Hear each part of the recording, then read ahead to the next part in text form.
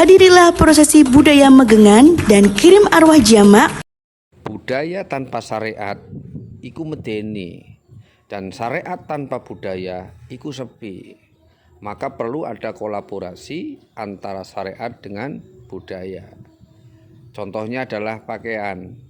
Syariatnya adalah menutup aurat, tetapi budayanya bisa jadi batik, jas, koko, pakaian Jawa, dan lain sebagainya.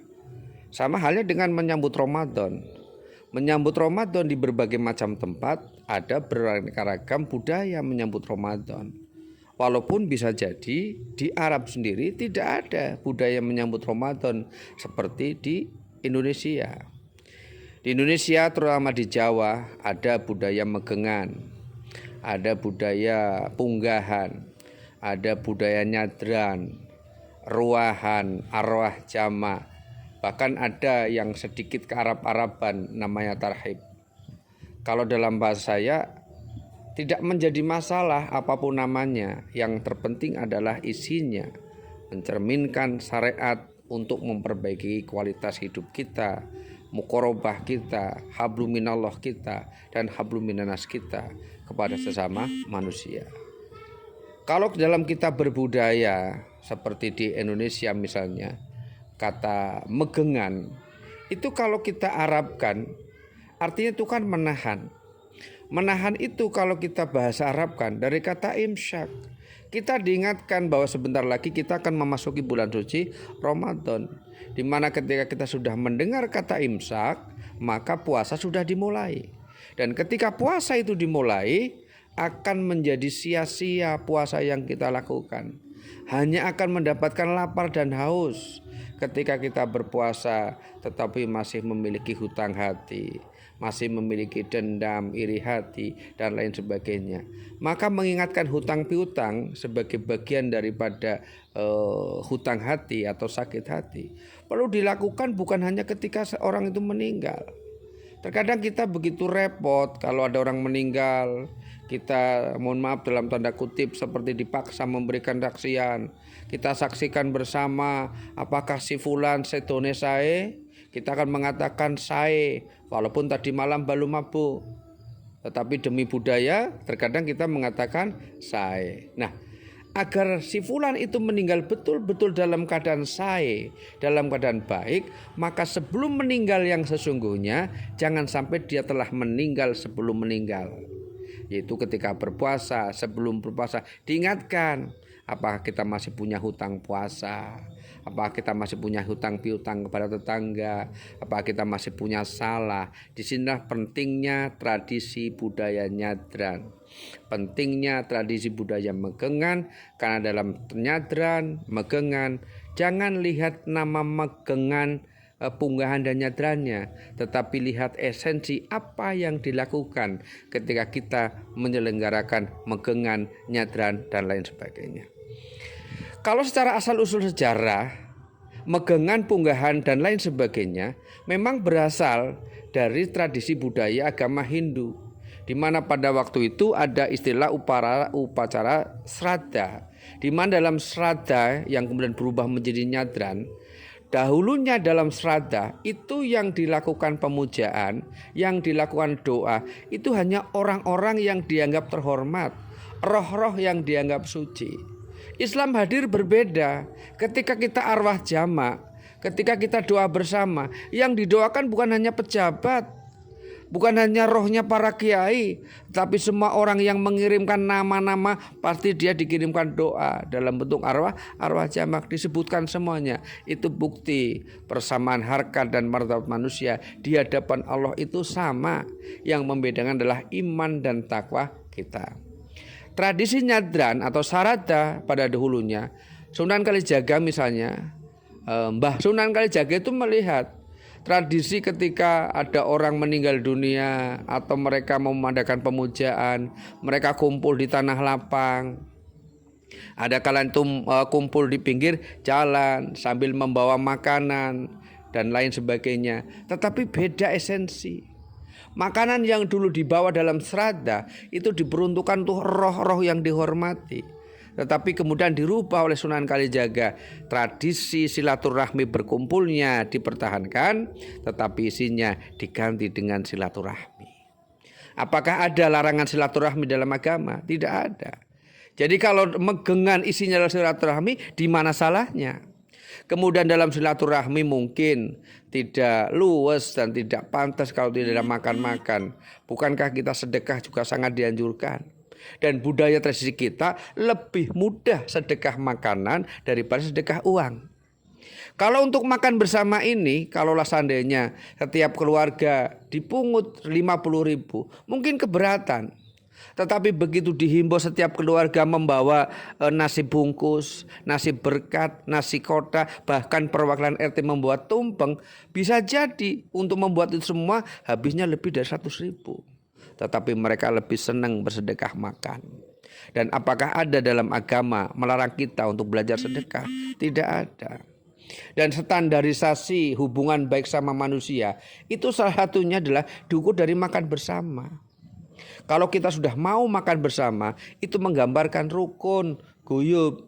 Tetapi kalau kita tidak mau berkumpul, apalagi tidak mau makan bersama, maka pertanda ada keretakan kasih sayang, keretakan hubungan baik antara satu dengan yang lainnya. Maka pentingnya lah silaturahmi, ada makan bersama dan lain sebagainya yang dirubah. Di mana dulu dalam serada makanan itu dibawa sebagai sesaji atau sesajen, sekarang dirubah, makanan itu dirubah menjadi sajian. Kalau makanan itu semisalkan menjadi sesaji, maka kita tidak ada yang makan. Tetapi ketika makanan itu dirubah menjadi sajian, maka itu untuk dimakan kita bersama. Sehingga dalam sajian, karena kita orang Jawa, yang disajikan adalah nasi tumpeng.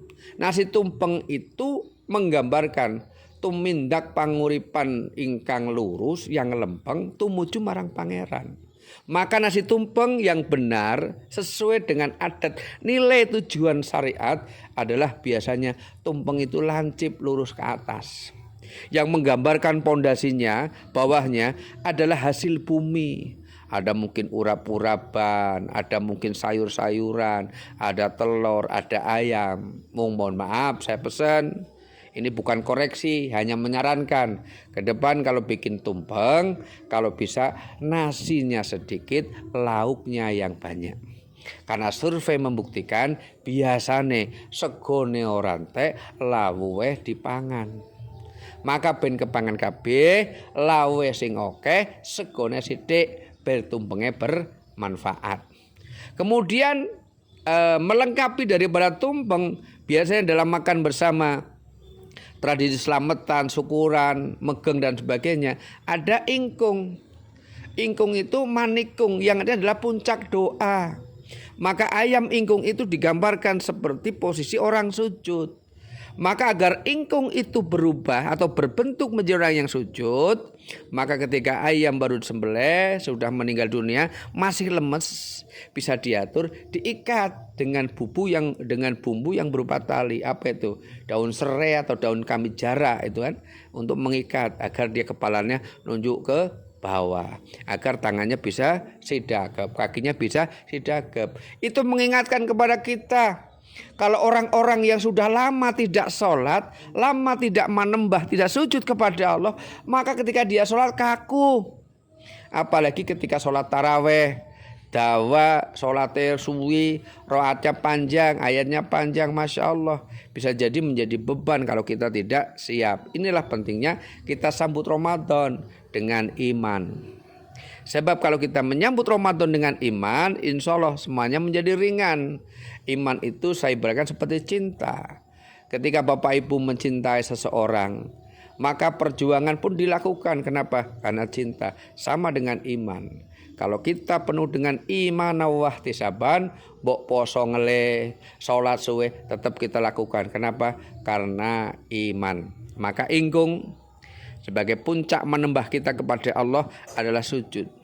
Kalau kita sudah sujudnya kaku, tidak mau sholat, jangan sampai kemudian tiba-tiba kita disolati. Inilah pentingnya kita ruahan sebagai imsak, sebagai persiapan menyambut Ramadan. Persiapan untuk kita barang gawe besar bersama, yaitu panen raya, menikmati pahala-pahala di bulan suci Ramadan. Mudah-mudahan dengan kita menyiapkan iman kita, dengan kita menyiapkan ilmu atau fikih tentang Ramadan, kita ingat kembali, mungkin masih ada hutang-hutang puasa di tahun yang lalu. Kesempatannya sekarang, sebelum puasa itu datang, kita bayar dulu puasanya. Kita buka kembali pentingnya tentang puasa agar tidak hilang, tidak sia-sia puasa kita. Maka jaga kelola manajemen hawa nafsu kita, agar selama kita berpuasa betul-betul dalam bentuk iman wahtisaban, mengharap ridho Allah Subhanahu wa ta'ala. Kalau perlu tidak ada kegiatan, tidak ada aktivitas, kalau perlu tidur. Karena tidurnya orang yang berpuasa adalah ibadah. Tetapi kalau kita masih ada kepentingan, ada kewajiban, ya jangan tidur terus. Karena harus ada aktivitas yang harus dilakukan. Apalagi kita aparatur negara, pelayan masyarakat, atau mungkin kita melayani hajat hidup orang banyak, membuka toko dan sebagainya. Nah, tokonya tutup kabeh. Lah wong sing poso arep do masak bingung. Maka penting kita untuk melayani umat, melayani masyarakat. Kemudian daripada filosofi nyadran yang tidak ada kalah pentingnya adalah di samping kita silaturahmi, makan bersama dan sebagainya, maka silaturahmi itu kita simbolisasikan dengan nyawi jingka tresnan. Orang kalau sudah tidak mau berkumpul lagi dengan orang lain, ini ada beberapa kemungkinan. Bisa jadi mungkin permusuhan dan lain sebagainya. Maka dengan silaturahmi seperti ini kita bisa menjalin kembali hubungan antar keluarga, hubungan antar tetangga agar lebih baik. Itulah sebabnya makan bersama itu menandai sebagai awal daripada kasih sayang. Dalam tradisi upacara manten adat Jawa ada kembul bujono, nggih mboten? Bujono rawuh mboten, nggih? Ada kembul bujono. Kembul bujono itu makan bersama. Di mana dalam kembul bujono menggambarkan dalam rumah tangga saling menyayangi, saling menghargai, kemudian saling merasakan, saling perhatian dengan bentuk makan bersama. Cobalah kita muhasabah sedikit. Kalau sebuah keluarga sudah tidak mau makan bersama, paling tidak pasti ada sudah mulai bibit-bibit permasalahan dalam rumah tangga. Nah, kalau ngumpul seperti ini juga sudah tidak mau, mungkin ada bibit-bibit permasalahan, permusuhan dengan tetangga. Lawang ukuran kita wong cilik itu gampang kok. Ukuran wong cilik kayak kita itu dianggap baik atau tidak itu dari gelemangan bareng apa ora.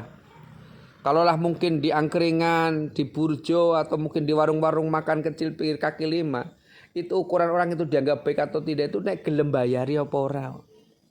Maka tanda-tanda ciri-ciri orang pelit itu ketika waktu bayar pura-pura dompetnya ketinggalan, pura-pura dompetnya hilang, suwe ngeragapi dompet, ngeragapi saku. Maka duit tidak di dompet, bisa nyelip di pecis, bisa nyelip di kopiah, bisa nyelip di saku baju, saku celana dan lain sebagainya. Nah, mudah-mudahan dengan kita memahami tradisi dan budaya ini, kita mensinergikan bahwa perlunya seiring sejalan antara tradisi dengan budaya, bukan untuk saling menyalahkan. Sebab budaya tanpa tradisi itu membahayakan, budaya tanpa syariat itu membahayakan, syariat tanpa budaya itu menjadi sepi, tidak ada kemakmuran. Tradisi silaturahmi, tradisi pengajian itu akan menimbulkan hiroh semangat agar semangat kita dalam menjalankan syariat agama Islam. Mudah-mudahan warga masyarakat semua lalu diberikan keimanan, diberikan keteguhan keyakinan, diberikan keamanan, diberikan kesehatan. Amin Allahumma amin. Wabil khusus dalam rangka kita menyambut datangnya bulan suci Ramadan. Demikian yang dapat kami sampaikan, kurang lebihnya mohon maaf. Billahi taufik wal hidayah. Wassalamualaikum warahmatullahi wabarakatuh.